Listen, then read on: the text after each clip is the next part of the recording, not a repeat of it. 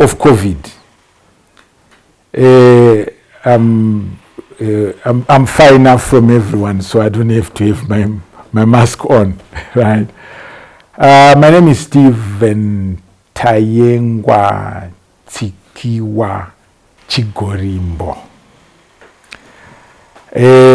I was born we worked in the insurance field, and when we were talking about ages, we talk about age next birthday. My school qualification is insurance. I studied insurance at the highest level, and I worked in insurance. So I was born 70 years ago, meaning April next year I turned 70. I am a father of sons and daughters, the eldest of whom is now 43, and the youngest of them all, my baby, is 23, and I've got 3 grandchildren. Now, I've been in the film industry since 1974. That's when I started the film industry. And so it's many, many years. People were born, grew up, worked, and died in between. And I thank him. I'm still alive. And I'm here today, obviously, it's because he wants me to pass on to those who are younger than me, what I learned. I want to start now by talking about the project that made the average Zimbabwean know me. I was shocked one day, about 12 years ago. I was on a job in Germany, in Berlin. So it was nice and sunny that day, so I decided to take a walk. And just as I was about to cross this whole number of rails, I heard people calling, "Mr. Huni, Mr. Huni," in the middle of Berlin. I was shocked. So I waited, and there was this whole group of young people, students in Germany, who had seen Mr. Huni. I had a wonderful time with them. And that came from Studio 263. And the German experience is not the only outside experience. I've had situations in South Africa where I was literally mobbed. And at one time, even in South Africa, I had to walk around with my cape on, especially South Africa, where there are so many Zimbabweans. The interesting thing was, I was there at a time when xenophobia was happening. And then all these Zimbabweans, they were keen to meet their Mr. Huni. And then we had to come up with a way of making sure that they are recognized, them, and without having to divulge that they are Zimbabweans. You know, sad situation in a country called South Africa, which is our neighbor just down the road, where when Mzilika has moved from what is Pretoria today, coming to what is Bulawayo today, he did not cross a border. He was just going from one part of the same country to another. So it's sad when we come across that. But anyway, the issue here is Studio 263. A young man called Godwin Mauru, who had I'd worked with him on a number of productions. In my endeavor to promote Zimbabwean film industry, I made sure on the productions that I was working on, because I was like when I was on King Solomon's Mines or Quatermain, I was high up there as the first assistant director. And it was my responsibility to see the recruitment of extras and so forth. And also with my links to the government, I was able to smoothen things between government and the production company. Some of you might remember that there was a story when King Solomon's Mine started where people complained that dogs were being paid more than people. And that created an issue. That having created an issue, it meant that at that time, as you know, our government was young. We're talking about the early 80s here. We're the young government. And as a young government, they were very keen that the name and the practices that happened in labor were practices that can be that are in line with what they wanted. So when this issue came that dogs were being paid more than people, it became an issue. So I was there, and of course I then played I was in there. Most of the people who were talked about were extras. I was part of the recruitment of the extras, and also on set it was my job to see that worked well. So I had recruited a lot of young people on the set. People like Simon Shumba, Mtiro Fanza. That's when Shamin Mangwende came on as well. And we recruited Peter Kampira and a whole lot of young people who went on to be, after that, to have a career in the film industry. And Isaac Mabikwa, all those people. And Dylan Max Wilson, a lot of young people, because it was the only film that was happening and it caused a lot of excitement and people wanted to be part of it. So we recruited mostly from the side of extras. I remember the day when I walked into the Motapa Hotel. I think we were going to have lunch with some of the producers. And there was a young man who came to me and says, Mdara, and I looked at the young man and said, what's your name? He says, my name is Simon Shumba. You know, so I said, of course, we want you. And then he told me the things he had done in theater. And I said, you're welcome. And that's how Simon came. And by the time we're doing King Solomon's Mine, Simon Shumba and other young people were part of that. But now, when we resolved the issue of the dogs being paid better than people, we then I also then said, look, there are young people. In fact, the production company said to me, look, there's room here for young people to work as assistant camera, assistant sound, and so forth. So that's when I recruited people like Temba Nyamweda. Unfortunately, he's gone. That's when I also asked Godwin Mauru to come, because Godwin Mauru had an eye for detail. So we asked Godwin to come, and Godwin worked in the camera department as a camera assistant. And Chijgao Siku, Boniface Chiverengo, David Chiganza, David Guaza, a lot of them. And Electra Garaba, Ivanam, and Shamin Mangwendo, who became my Huni, and all those people. We recruited them at that time. And one of the people we recruited was Godwin Mauru. Now, fast forward 10 years later, because I think we did King Solomon's Mines 82 or something. Come 88, I came out to do my first feature film. And of course, I asked Godwin Mauru to come. He did the sound on the film that I did, Fragile Riches, Fumaedu. And Godwin came and worked on that. While we were working on the production, he then said, Mkoma, you know, I have a story which I think will make a good film. So I said, tell me the story. And the story turned out what we now know as Neria, which at the time he told me it was the story of his mother, Godwin. So I said, no, write it down. So he wrote it down, and when we had the treatment, we then showed him the people he'd work with. In fact, the person whom I introduced him to at the time was John Riba. John Riba had come into the country with his wife in 1988, when I was doing Soweto.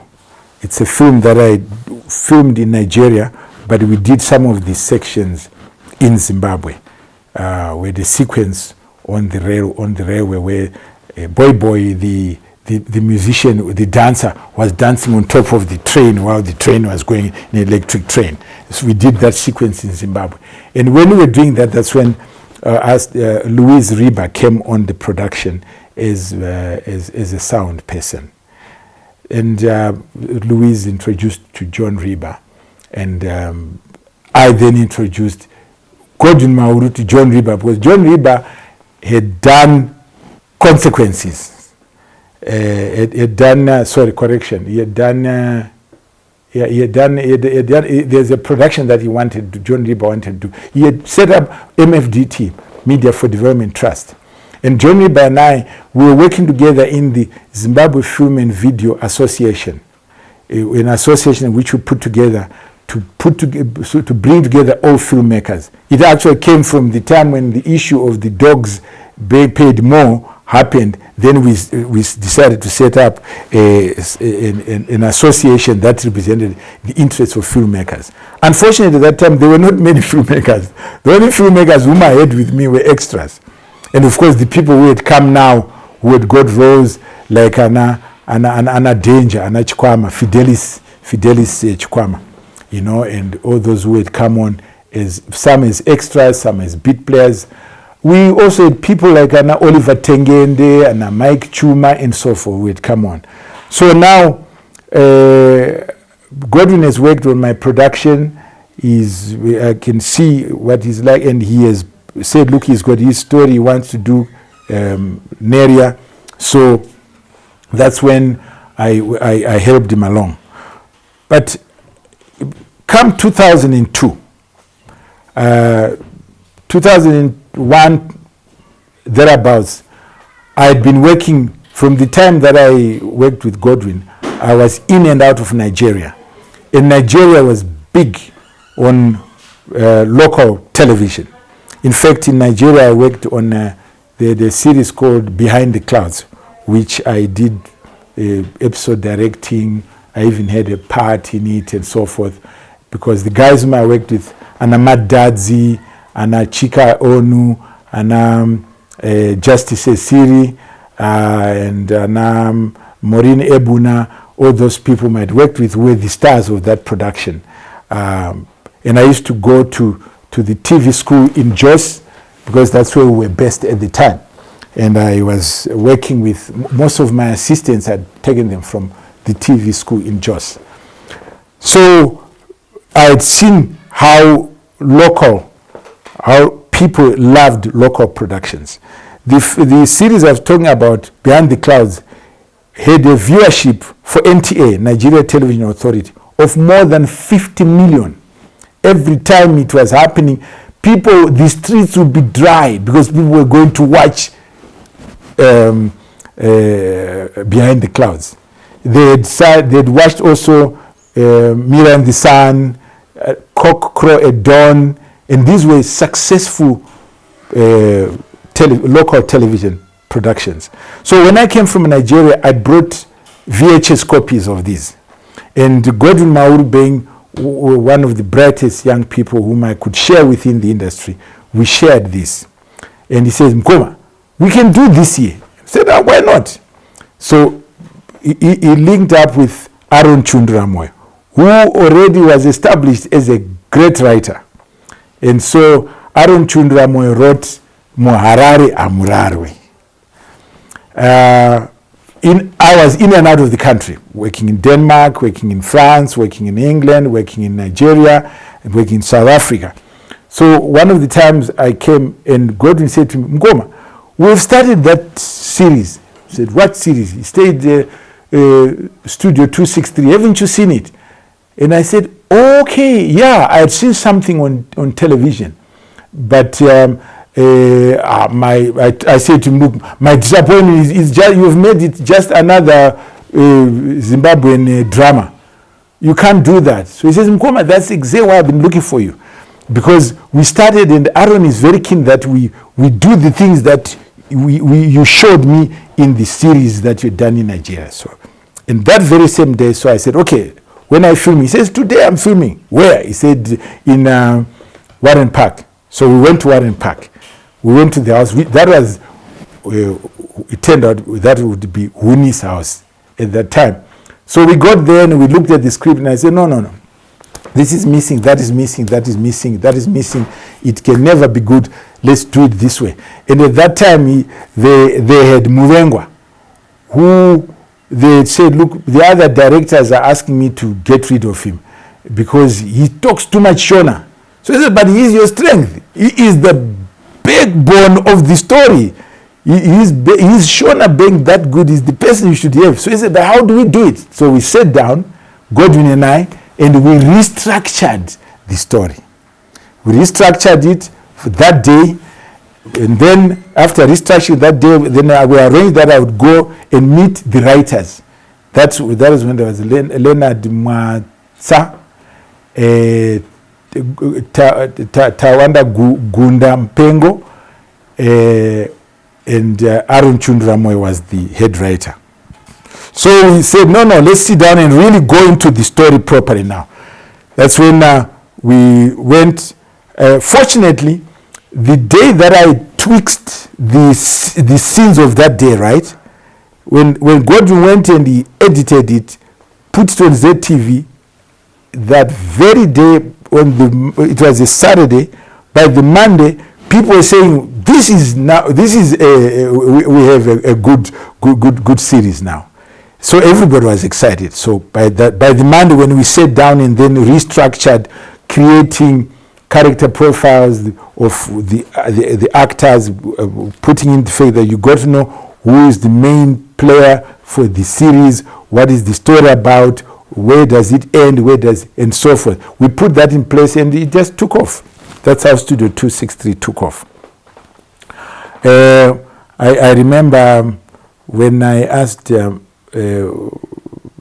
when Godwin then said, who's going to play this character, Huni? Because I said, look, you need a character, someone whom people are answerable to. Say, if so-and-so gets to know about it, we have a problem. That's more powerful than all the other things. Having a young girl who is a model without somebody to whom this can create problems does not create drama. So we created this character Huni, and then Huni's friend was Muvengwa, and through the two of them, the shenanigans that were going on are the ones that now suddenly made the story interesting. But like I said, Studio 263 was in 2002, and I started movies in 1974, and I done my international films. I'm talking about Denzel Washington came to Zimbabwe in 1983, and by 1985 we had finished both Cry Freedom and Mandela. Cry Freedom, that's where Denzel Washington was in, and Mandela is one which Danny Glover was the main actor. That was in the 80s, and now we are talking almost 20 years later. It was actually almost 20 years later when I did Cry Freedom. By that time, I had already been to Nigeria and back. I was now a player in the development of African cinema, because I was now regional representative of the Federation of Pan-African Filmmakers. So by 2002, when we did Studio 263, it was 20 years after we had done my international productions. I had even done the production with Dambuzo Marichera earlier than that, because I think with Dambuzo, I think it was 81, 82, when we did Dambuzo Marichera's House of Hunger, in which I played Harry, and with Claude Mareza and people like that. Well, Claude Mareza went on to play a very nice role in the film that we did with Denzel Washington in Cry Freedom. He's one of the guys, because we filmed a lot of that in Camp Zuma. In fact, just down the road from where we were now filming Studio 263 in 2002. So to me, Studio 263 was my flagship for the people of Zimbabwe to know me as an actor. You see, before that, I was known behind the scenes as an assistant director, as a producer, and so forth. But in Studio 263, that's when Zimbabweans got to know me as an actor. The interesting thing was, after we set up the storylines, and there was this character, John Huni, right? So they said, now who's going to play John Huni? You know? And they were looking around, and I'm there. You know, then I casually said to Gordon Mauri, why don't I play John Huni? When we were talking about it, when I suggested, I knew that I was going to play the part. I wanted to play the part, you know. But then, so I said, why don't you try me as for... Then someone said, Steve, are you an actor? Someone said that. So I said, well, look, the same way that I'm able to work on scripts like this, I've worked as an actor before, so why not? So they said, all right, okay, let's give it a try. So the first sequence we did, and of course, we after finding John Huni, we wanted my Huni.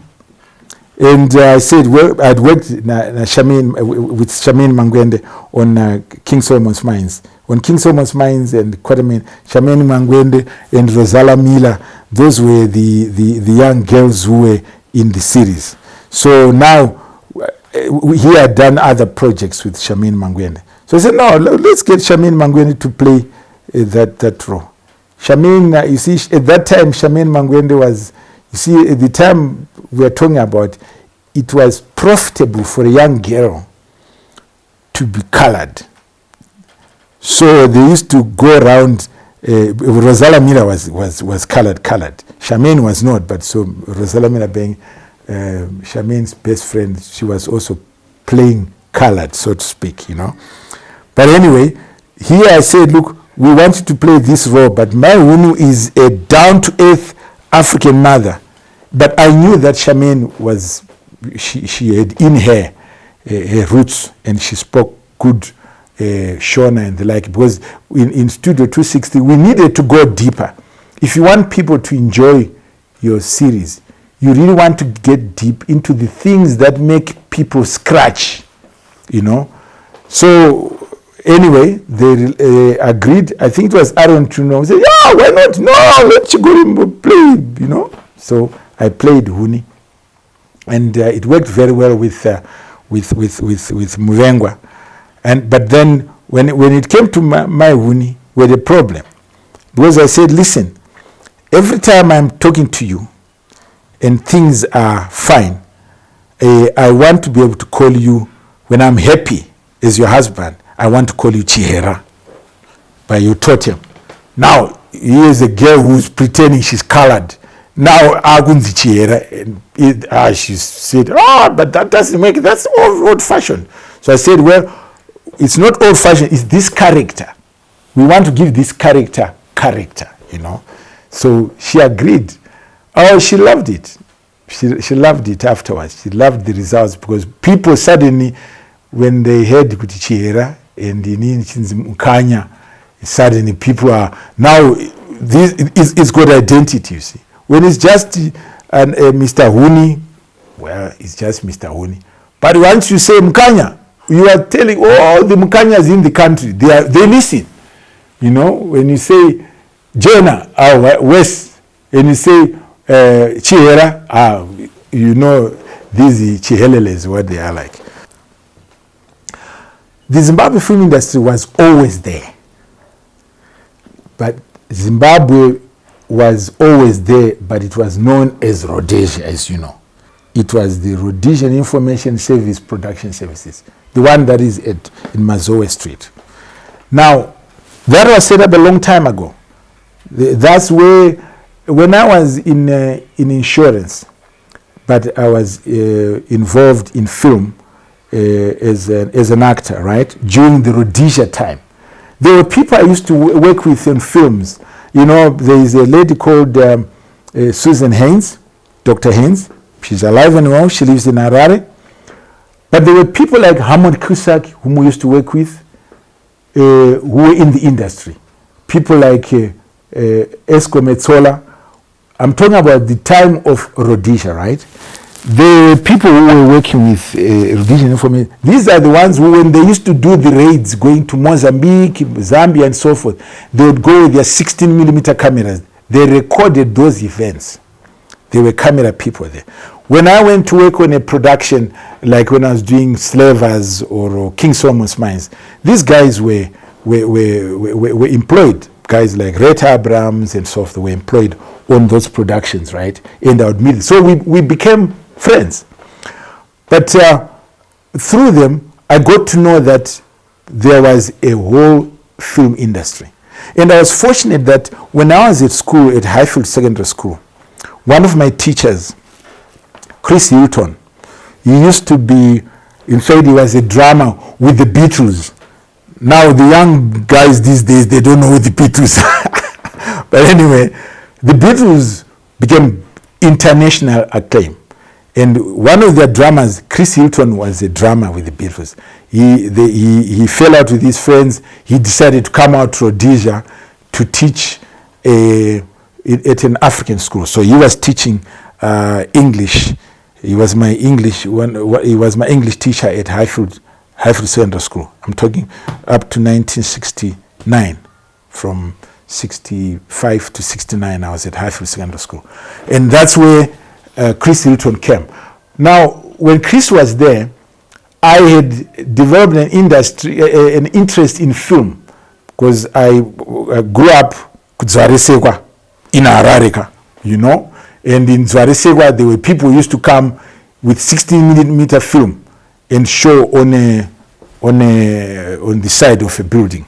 That's where Patea Anna Steve Reeves, you know, that's where we see. That's where I saw Dr. No, the James Bond film, you see, and other productions.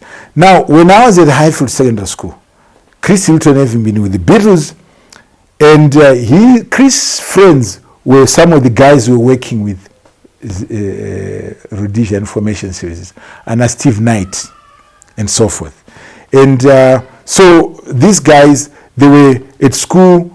I was very keen in debate and drama, and my teacher encouraged me to write a script. So I actually wrote my first script, Kondo the Avenger. I have not yet made it into a film. One of these days I hope to do that.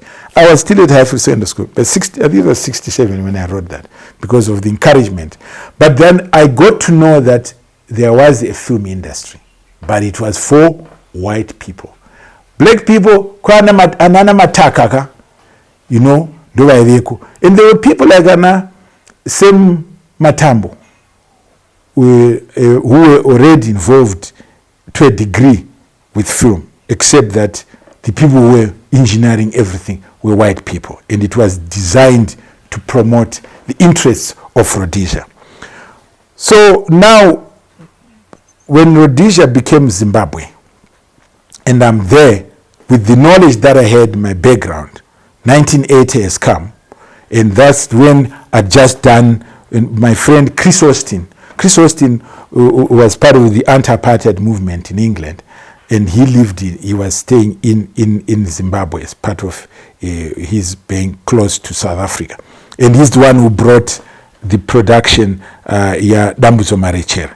He also brought a production, Brother of Perfect Timing, which was a production about Dollar Brand, Abdullah Ibrahim, which we shot scenes in Harare with him, with Chris Austin. So now, with these guys, and me now going from here to England, I was now in touch with these guys. Those are the same people who then introduced me to people who introduced me to the project which became Cry Freedom, right? Now, I realized that Zimbabwe's potential, because the basic infrastructure was there already. You see, Zimbabwe had the Central Film Laboratory. It was the only laboratory in the Southern Hemisphere that could develop film at the time. It was here in Harare, and it was working very efficiently. Zimbabwe had also national archives, which are run extremely well on international standards, where they preserve film and so forth. So, and then when I got introduced to African cinema, that I was introduced to because in 1987, officials in the Ministry of Information, when Minister Nathan Shamere was the Minister of Information, Comrade Nathan was in touch with the international cinema industry. He was a journalist, as you know.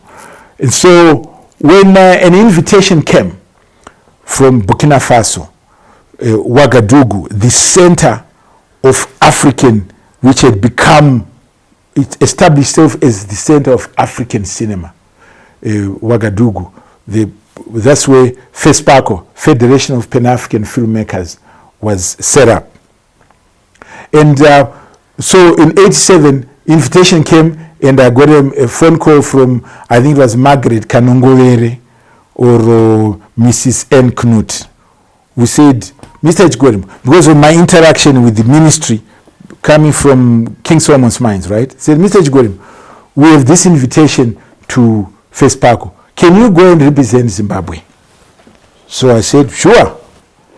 I was glad. And when I got there, that was when Thomas Sankara was president of Burkina Faso. Now, Thomas Sankara was an Africanist. He was a Pan-Africanist. He had vision about the whole continent. Burkina Faso was a small, poor African country under the grip of French domination.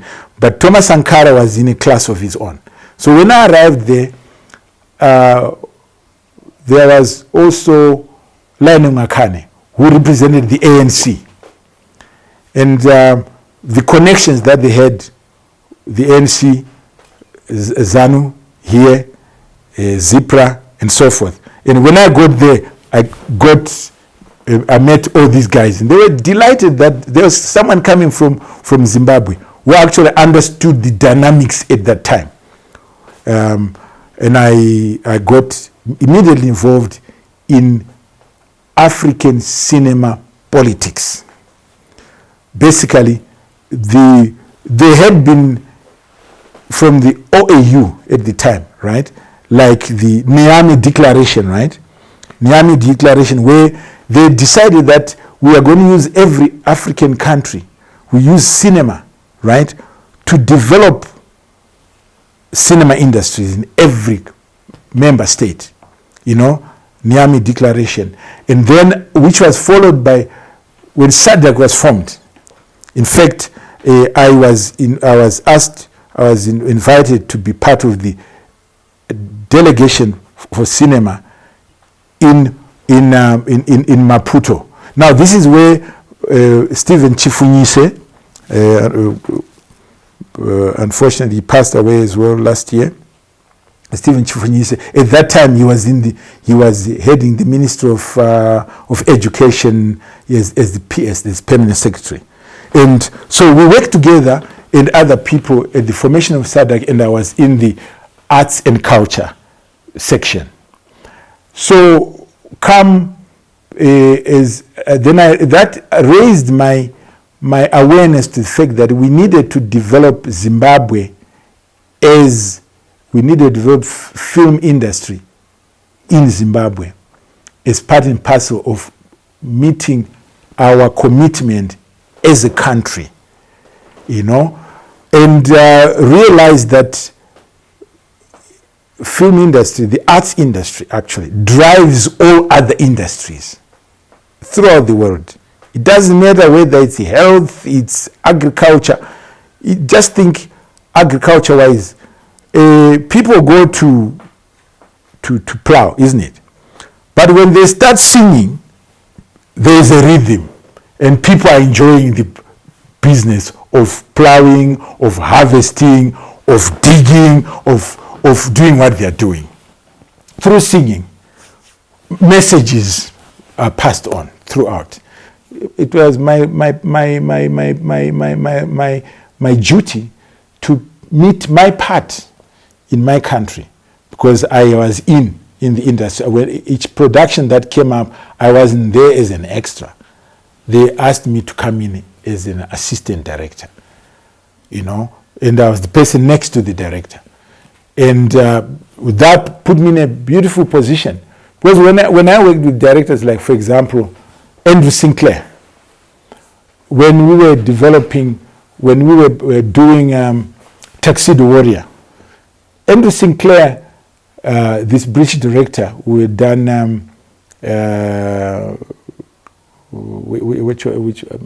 I'm forgetting now the film that he had done. But anyway, we were doing that, and I was his assistant. He'd sit down with me and we would go through the script, and he would show me what he's expecting, and he would ask me how I saw that scene. And now that was how I actually trained as a director. So seeing that I was in a position where when productions came, I could influence them. I started, firstly, they would ask me to recruit other players, like on King Solomon's Mines. I was asked to recruit, going back before King Solomon's Mines, actually going back to the albino. I was asked to recruit other players, beat players. That's when I recruited Herbert Mahlaba. I recruited Oliver Tengende and other people to come, because they wanted people who could act. And Oliver Tengende was a wrestler, and wrestlers are great actors, Mike Chuma and all those. And then in the process, I also got other young blacks who were working in grips, who were working in other aspects, who came with us on those productions. Unfortunately, or fortunately, there were not many productions, because there were on average one production a year, because Hollywood, the British film industry, were using Zimbabwe as a location, cheap location, where they could come and shoot cheaply. But they also, because of my position close to the hierarchy, I also found out that it was more than that. They were also making deals in terms of finding local money for all the local expenses, so that the overseas money would only pay the international actor. And the local money that has been put in the production, as it came back as foreign currency, it benefited the country. That is why Ian Smith and his government allowed a film like The Albino, Whisper in Death, to be done. He was a film which is based on an albino who was possessed by the spirit of Lobengula, who was revenging the taking away of his land. But Ian Smith allowed that film to happen here. If I'm not mistaken, it was that time about $1.5 million. And most of that had come from this country, And when, of course, as it came back as foreign currency, it benefited the country. And because of my position in the industry as an assistant director, when these things were documents would go about, I was able to see them. And the directors for the films were not themselves Rhodesians, so they had nothing. They were pleased to be able to discuss with a Zimbabwean, me. And I was in the finance field, because as I said, I trained, I studied insurance, and I worked as an insurance executive for 15 years. I was at that time training manager for Anglo-American Insurances, which was known as Southampton Insurance. But because of my knowledge of finance, right, when these papers were floating around, I understood them quite often more than the other guys who were around. And when Zimbabwe came, And I feel that I've been thrust in this position where now I can play a part in helping develop the industry. The focus at that time was those companies who wanted to make movies to come to make movies here, because Zimbabwe is an excellent location for making movies. And then, of course, as time went on, we realized that you cannot build your own industry basing it on another country's industry. You can't build a Zimbabwean film industry based on Hollywood or based on whose basis, its basis would be, say, the British film industry. You cannot do that, because what happens is they will come here if they have a project that can be done here. But what happens every other day? So that's when we realize that no, every country has to have its own film cinémathèque, as they call it in France, or its own film commission, or what we call here film board. You know, that's the basis of it. And so I started working with other colleagues, especially from the Ministry of Information. We then had the Minister of Information to acknowledge the industry, and it ever since, that's how the film industry in this country is linked to Ministry of Information. But then came issues like we needed, at that time, most of the players here were extras, because there were no real filmmakers. Most of the filmmakers we had filmmakers right at the beginning. People like Oli Maruma became a filmmaker because he went to France, studied film. We had people like Alfredo Muronda, who studied film. He is now full-blown American. You know, we had a lot of people who went into the industry, but because there was nothing going on, there was no film commission, there was no film funding properly, and when white people were leaving, they left mostly with their film banking facilities. But there were some of those white people who remained in the country, who were key people. People like Harry Kanto of Kanto and Imamen, people like Mervyn Imamen, and those guys played a nice role, because in those early days, they are the ones who structured the deals that got films to be done here. King Solomon's Mines, Quatermain, and so forth.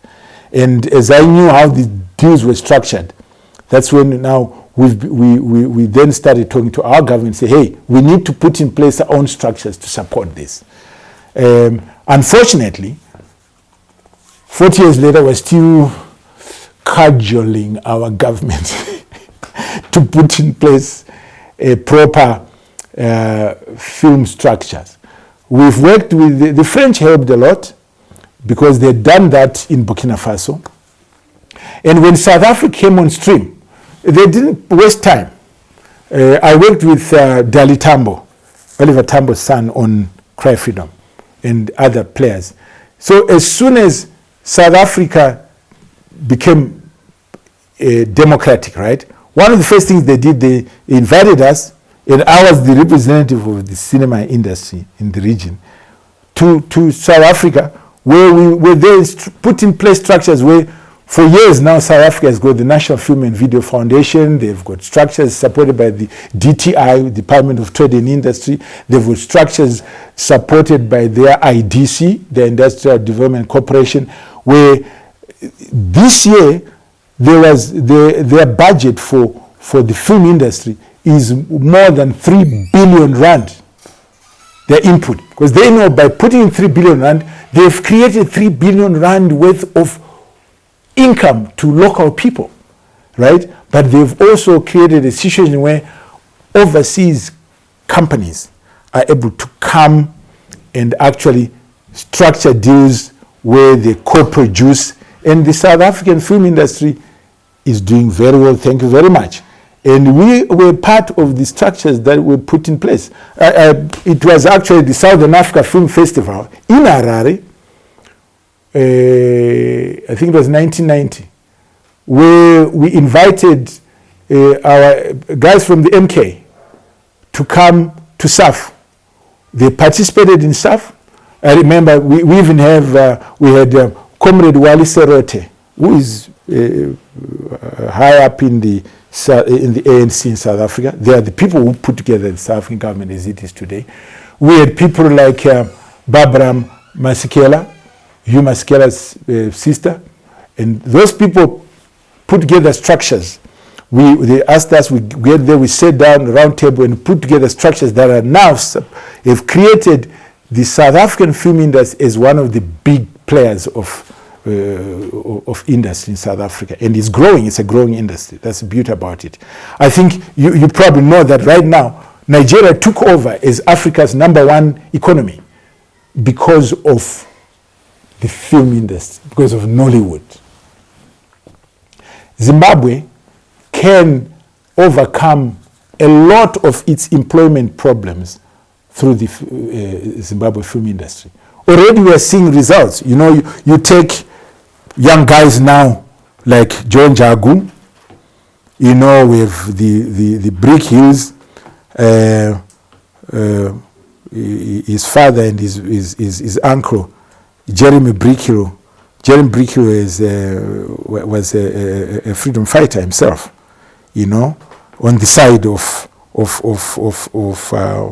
Africa, and his nephew, working with other people, have now come up with Cook-Off, which is now has gained international acclamation.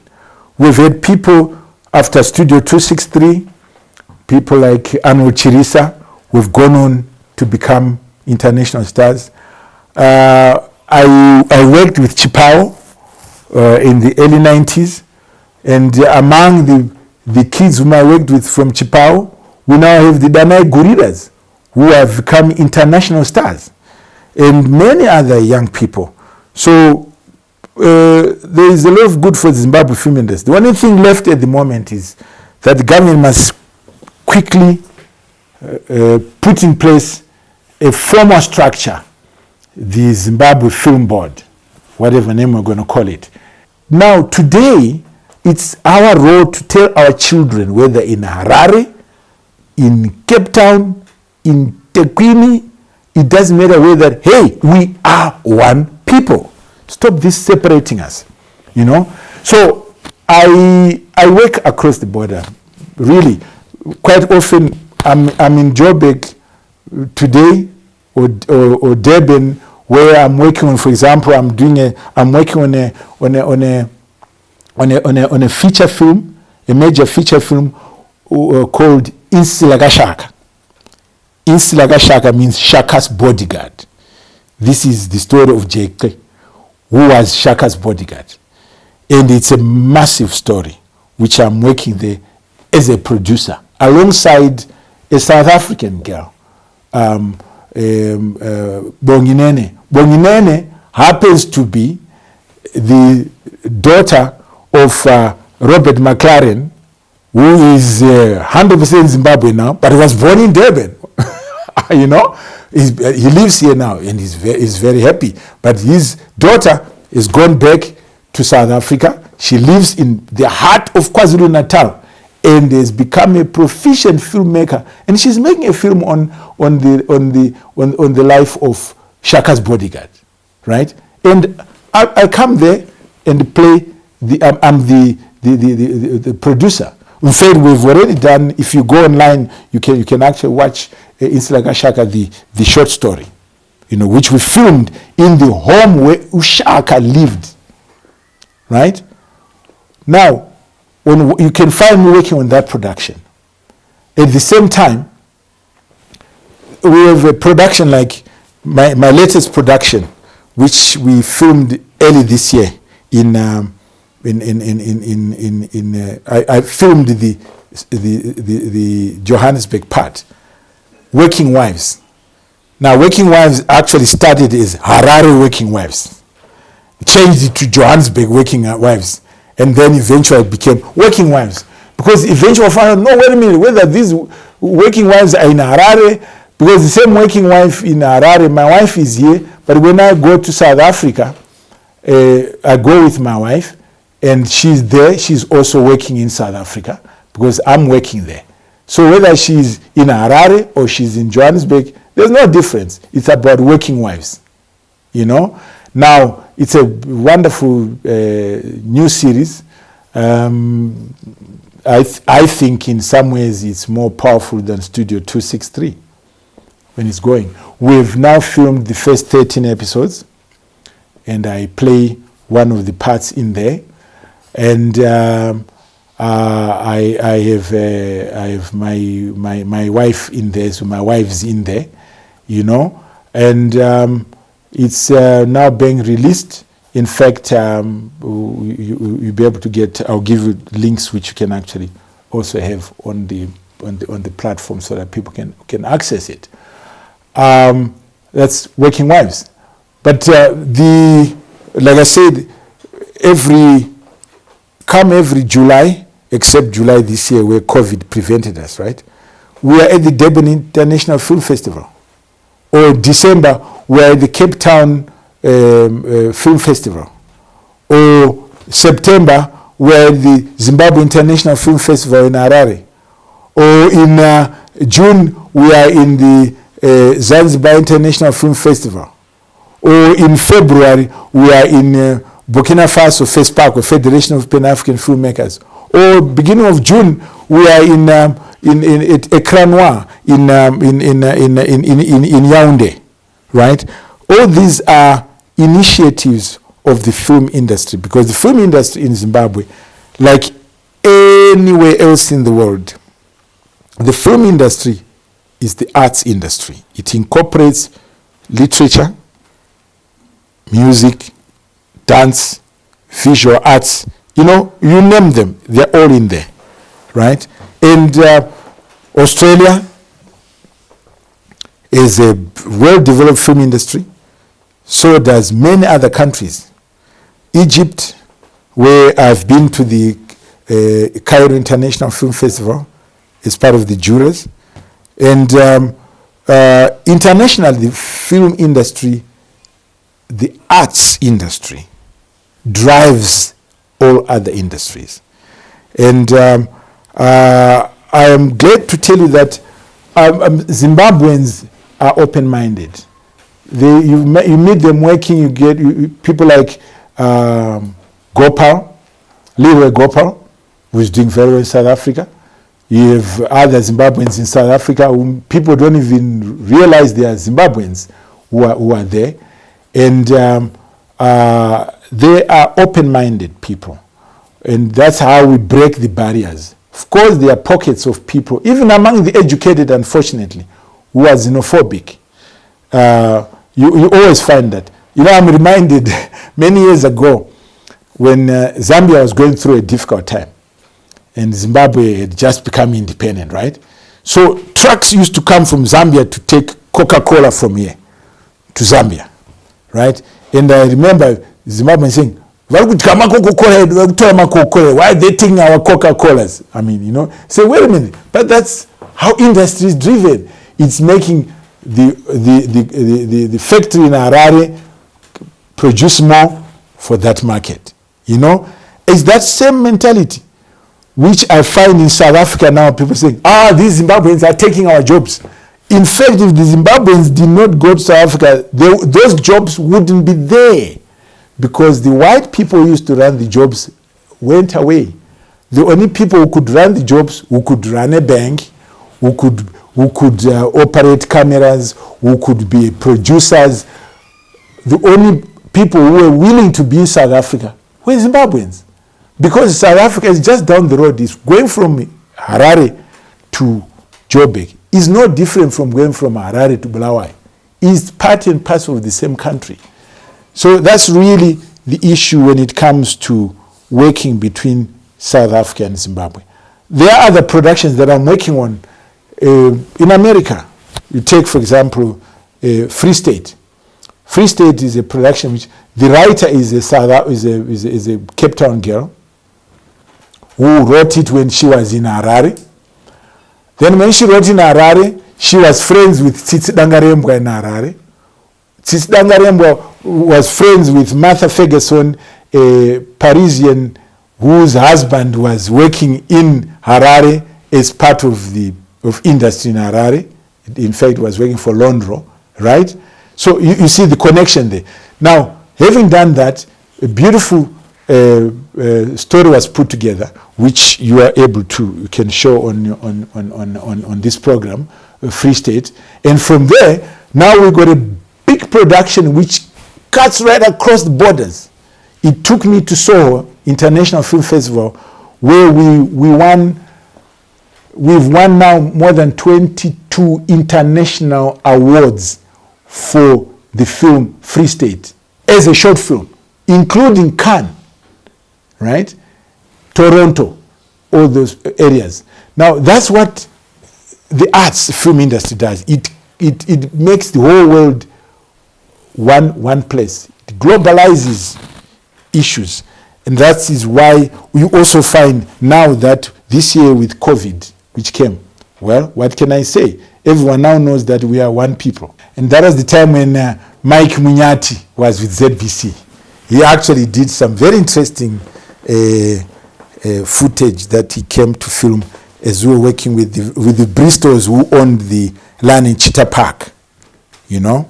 And I had some hair-raising experiences when we were on the train that goes to Rafingora, you know, that train, and we were in Mapinga there, and we had incidents where the train was being attacked by rebels in King Solomon's Mines, you know, and the person, Joe Polini, who was in charge of our Italian special effects guy, he overdid the explosive, and I was on the train as assistant director with my radio, telling the driver when to stop and so forth, right? And then we got to the stage to this place where there was an explosion, but he had overdone it, and in the cabin there was Carl Schott, who was an extra at the time. Carl Schott is now a big filmmaker in Australia. Carl Schott and I were in there, and we almost fried. We talk about it from time to time. But that was on King Solomon's Mines. And of course, immediately after the success of King Solomon's Mines, like I said, the funding structure included some South African investors, Zimbabwean investors, and so forth and so on. And which was, its success meant the making of a sequel, Quatermain, where James L. Jones came to do that. And you know, we filmed that, and at that time, remember, South Africa was under sanctions. But as a film unit, we were able to go to Congo Caves, where we were filming it. And me there as an assistant director, even though I was black, it didn't matter. Congo Caves is in Georgia. Georgia is where, what was his, P.W. Botha came from or something, you know. But they came, they invited us to meals, to dinners, and so forth, as filmmakers. That's my work on King Solomon's Mines and Quatermain. I had some many interesting experiences. I've got pictures with Sharon Stone, with Richard Chamberlain, with the crocodiles at land in Cheetah Park or in Victoria Falls, because the film ends up in Victoria Falls, because they know how to market products. They know the things that market productions. That's King Solomon's Mines and Quatermain. After that, I think I just finished Quatermain, and I went to London on one of my trips. And when I was there, one of my colleagues, I think it was Chris Austin and June Giovanni, they introduced me to Donald Woods, the man who was the friend who befriended Stephen Biko, and the person who told the story of Stephen Biko. And Donald Woods and I met, and then he gave me a package that I brought to Zimbabwe, to my government, to say, hey, these people want to make this film, which this film can be a game changer in the fight against apartheid. And when we're talking about that, because Donald Woods was very clear, he was a journalist, and Dr. Nathan Shamiara understood it very well as well. because they said, yeah, this is what is right. We can be able to play a part here. And sure enough, it did. I only found out later. But that's when I worked with Jack Briley, the writer of the film, Cry Freedom. It was called Asking for Trouble at the time. And I had many hours when we sat down arguing. So Richard came. His idea was to make Steve Biko another Gandhi, passive resistance, you know. But then I was then in touch with people who were in the freedom movement, people who were close friends of Stephen Bantu Biko, you know, and they said, no ways, Stephen, the reason why he was killed is because the policeman hit him.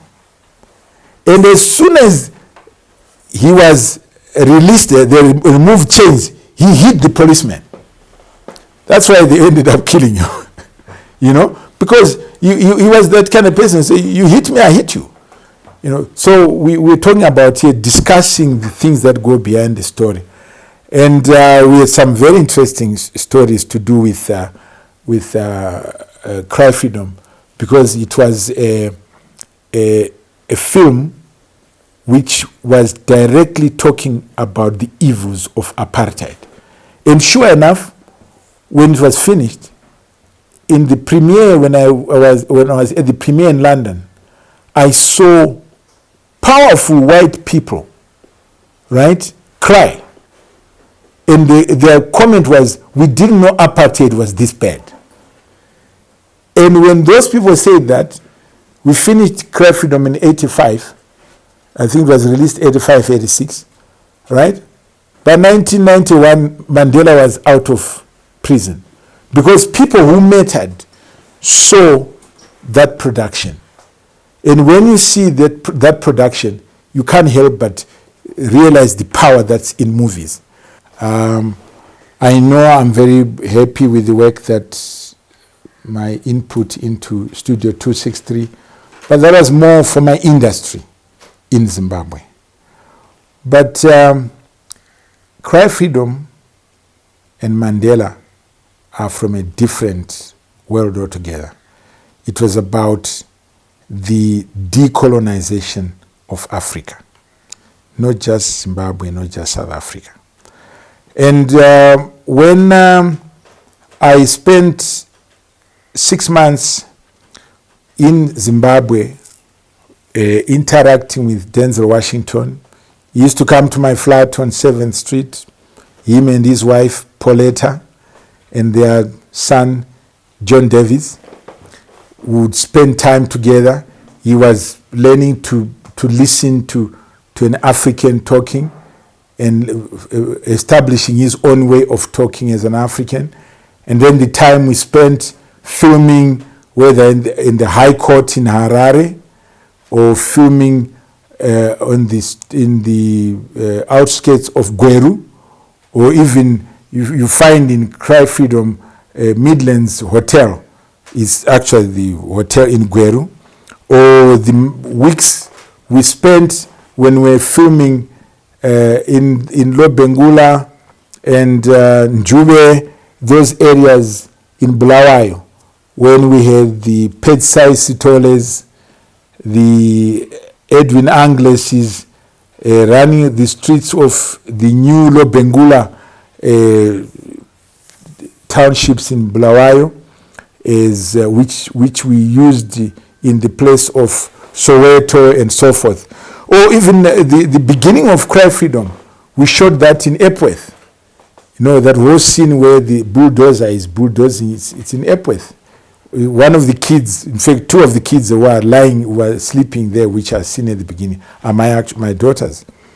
Or the times we spent in Harare Mayor's office, which we used as the meeting place of the Afrikaners, you know, and the many hundreds of places. One interesting one was what we used as Tele River Bridge crossing between South Africa and when Donald Woods was running away. We used the bridge, an old bridge in in Nyazura there, which we set up.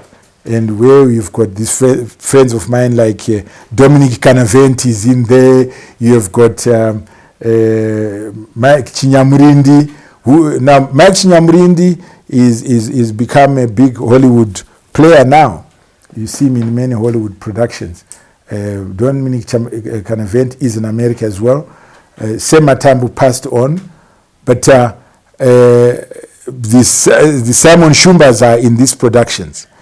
The thing is, see, the crew that worked on Cry Freedom is the same crew that moved on to work on Mandela.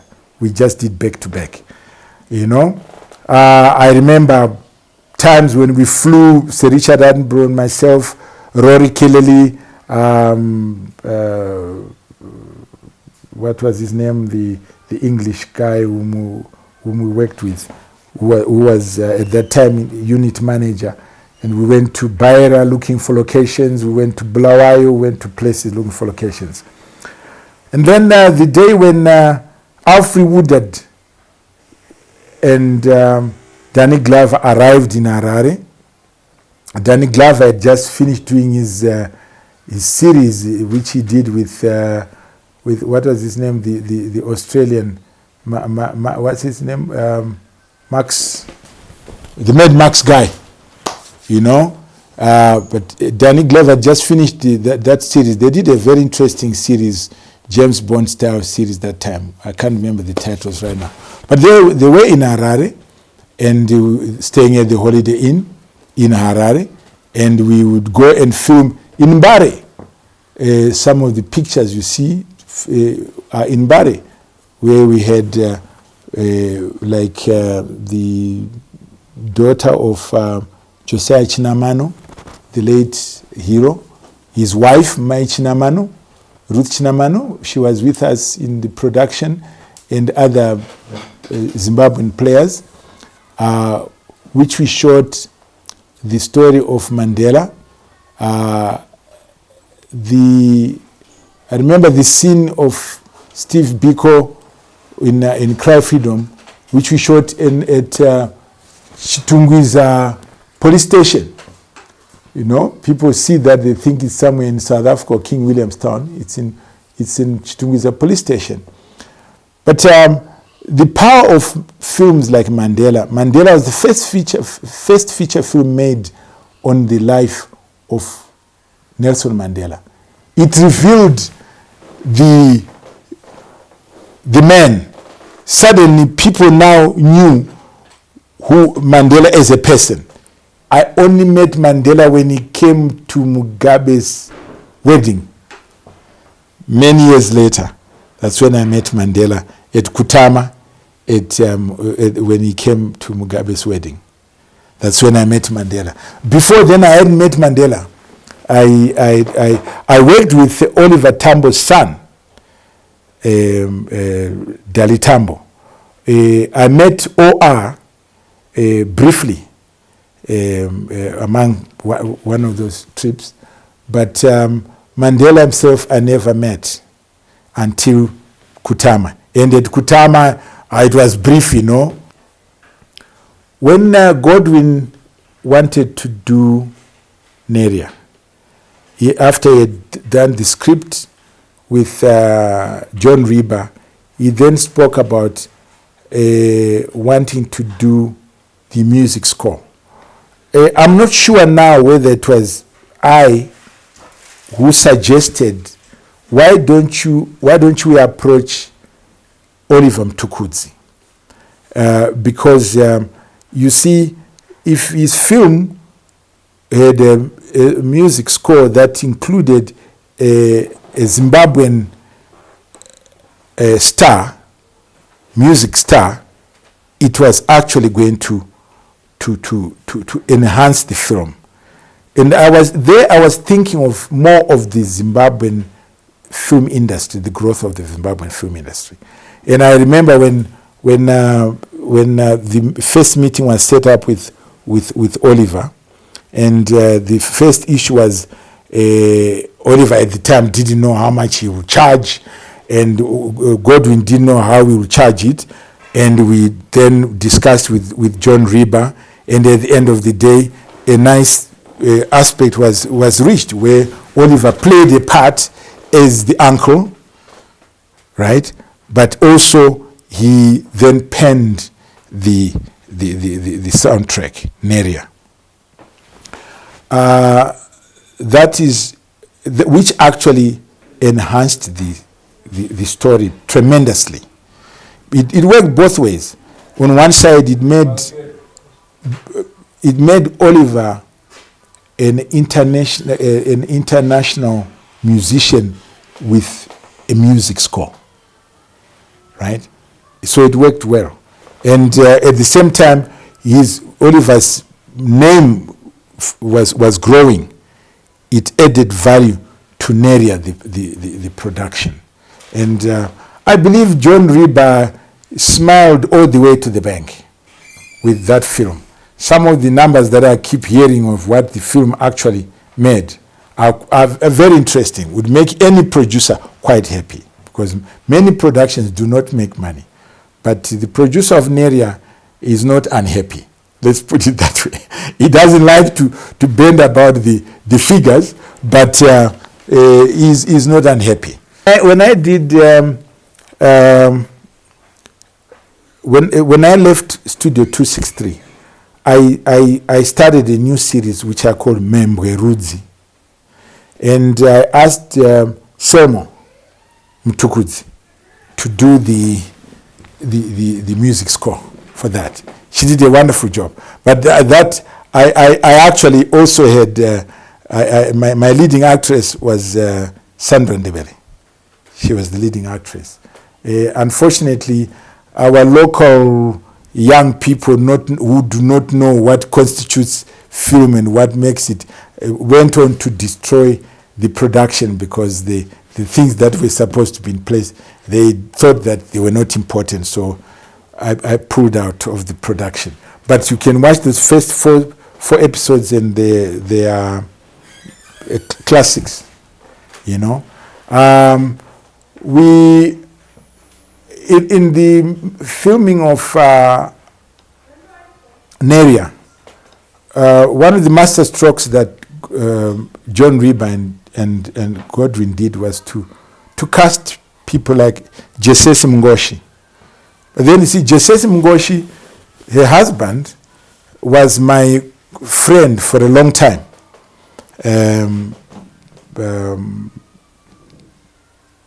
He played a part in my starting in the film industry. It was when the year I left high, which is produced by Nick Zemura, which we are preparing to go into production now. And Jesesi Mungoshi is there with me. And you see, the film industry is very, it lends itself very well to gender balance. I mean, proper gender balance. You know, I mean, if you see a home and you see kids, you know there's a father somewhere, there's a mother somewhere. You know, a home is a mother and a father and their children. You know, a home is not two fathers and a mother, or two mothers and a father. You understand what I'm saying? Even if a man has got 3 wives, it means 3 homes, because each wife, you know, is a home. So the film industry is very good at that. You cannot tell a story which doesn't have gender balance, you know, unless it's a story about soldiers or something like that. That's really what it's like. So we are very fortunate in Zimbabwe. We have people like Tsitsi Dangarembwa, who is brilliant as a story writer, as a producer, as a director. She's actually a co-director on Freestate. And Martha is very, very grateful. She says without her, she would not have produced what is there. And as you are going to see with Freestate, Tsitsi is got an eye for that. She really is an artist.